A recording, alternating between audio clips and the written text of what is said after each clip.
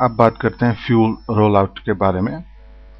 अगर आपने ये ऑप्शन बॉक्स ऑन किया हुआ है सिमुलेट फ्यूल, तभी आपको फ्यूल मिलेगा, अदरवाइज आपको मिलेगा केवल smoke.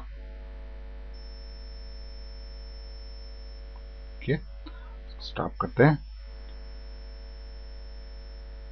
And wait to close down. Okay,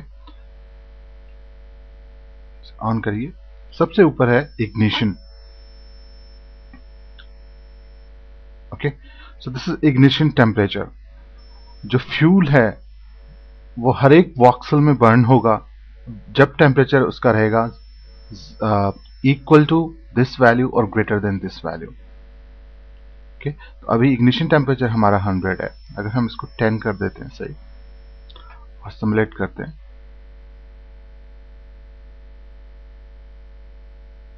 ठीक है, तो फ्यूल तभी बर्न होगा जब टेम्परेचर रहेगा 10 या 10 से ज्यादा, जो अभी हमने इस केस में किया। Okay, next is burn rate. जो परसेंटेज ऑफ फ्यूल है ये हर एक वॉक्सल में जो बर्न होगा हर फ्लेम के साथ। तो अगर आप इसको बढ़ा देते हो वैल्यू, तो जो बर्न रेट है, देखिए वो जल्दी से बर्न हो गया सारा फ्यूल और अब आपको केवल मिल रहा है स्मोक, फायर नहीं मिल रही। ओके, तो जितना बर्न रेट होगा आपका, उतनी जल्दी आपका फ्यूल खत्म हो जाएगा। ठीक है, वापस ले आते हैं इस वैल्यू को।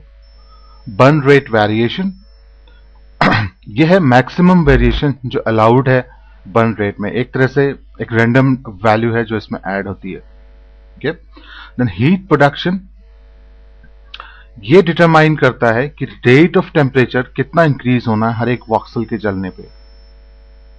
ठीक है, अगर आप हीट प्रोडक्शन को बढ़ाते हो तो टेम्परेचर बढ़ेगा और फ्लूइड ज्यादा रेज होगा। अगर हम इसको 50 कर दें और सिमुलेट करें,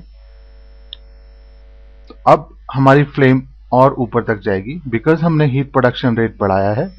उसके बढ़ाने से टेम्परेचर बढ़ेगा और टेम्परेचर के बढ़ने से जो फायर है वो और ऊपर तक जाएगी। क्लियर है? नेक्स्ट है एक्सपेंशन। एक्सपेंशन होता है the rate of pressure increase. जैसे जैसे एक एक वॉक्सल जलता है, अंदर से जो प्रेशर है वो कितना इंक्रीज होना है उसका रेट डिटरमाइन करता है एक्सपेंशन। ओके, तो अगर आपने एक्सपेंशन की वैल्यूज बहुत ज्यादा कर दी हैं तो एक्सट्रीम वेलोसिटी जनरेट हो सकती है और सिमुलेशन टाइम बढ़ सकता है।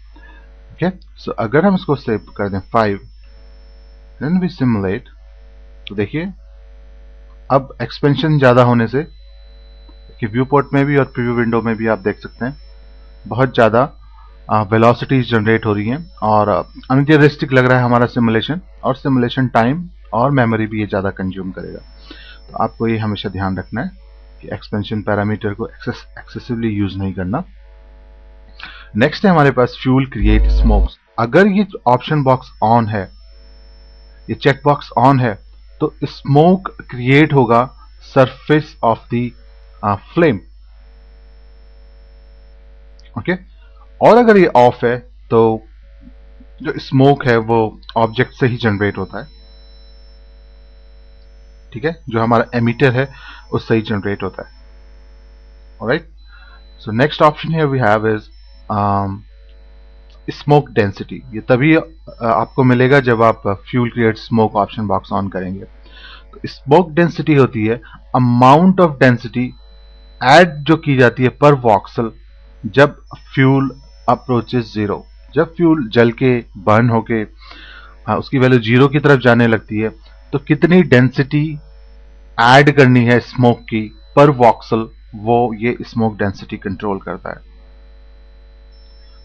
ओके, नेक्स्ट रोल आउट है हमारे पास स्मोक।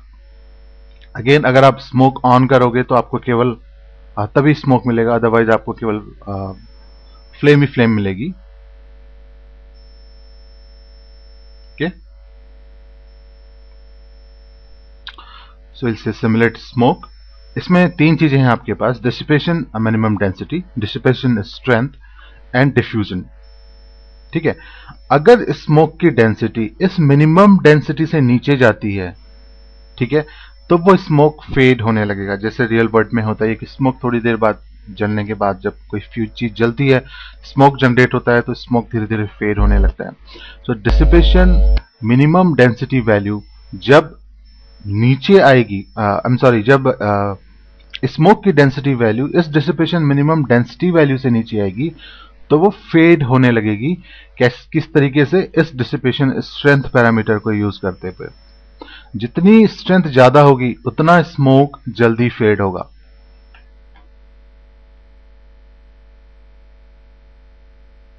ठीक है, देखिए अब ये यहीं पे फेड होने लगा है, फ्लेम के पास ही। ठीक है, अगर आप इसको कम करते हो तो फिर ये थोड़ी देर बाद डिसिपेट होगा। ठीक है, डिफ्यूजन है एक तरह से सॉफ्टनेस स्मोक की।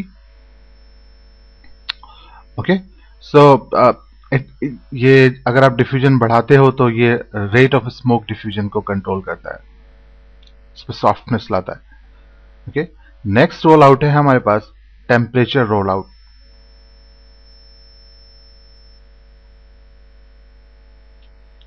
ओके, इसमें भी हमारे पास डिसिपेशन, मिनिमम टेम्परेचर, डिसिपेशन और डिफ्यूजन है। ठीक है, तो अगेन अगर टेम्परेचर इस वैल्यू से नीचे जाता है तो फिर टेम्परेचर फेड होगा according to the dissipation strength value, जो इसके नीचे वाला स्पिनर है। एंड अगेन डिफ्यूजन, तो ये सेट करेगा टेम्परेचर डिफ्यूजन। और बहुत अगर हाई वैल्यू कर दी आपने डिफ्यूजन की तो क्या होगा, कंटेनर के अंदर जो टेम्परेचर है वो बहुत ड्रामेटिकली जीरो होगा, ड्रामेटिकली ड्रॉप होगा। ठीक है, तो अगर ऐसा कुछ होता है कि आपने टेम्परेचर ड्रामेटिकली ड्रॉप कर दिया है तो आपका फ्यूल बर्न नहीं होगा। आपका फ्यूल बर्न नहीं होगा तो आपको फ्लेम नहीं मिलेगी। ठीक है, तो अगर आपको जरूरत पड़ती है डिफ्यूजन वैल्यू बढ़ाने की और आपके कंटेनर के अंदर सिमुलेशन स्लो हो रहा है, so you can go head and increase this heat production value. इसको कंपनसेट करने के लिए टेम्परेचर में जो आपने टेम्परेचर में कमी करी है उसको कंपनसेट करने के लिए आप फ्यूल में जाइए और उसके बाद आप हीट प्रोडक्शन वैल्यू को बढ़ाइए। ओके, अच्छा, और अब हमारा लास्ट इसमें रोल आउट है वो है फ्लूइड मैपिंग। फ्लूइड मैपिंग जो रोल आउट है, अगर आप इसे ऑन करेंगे तो एक ही पैरामीटर आपको देता है, लेटेंसी पर फ्रेम। ठीक है, अगर आप इसे ऑन करते हो तो ऑटोमेटिकली जब एक्सपोर्ट करते हो तो एक चैनल जनरेट किया जाता है आपके लिए।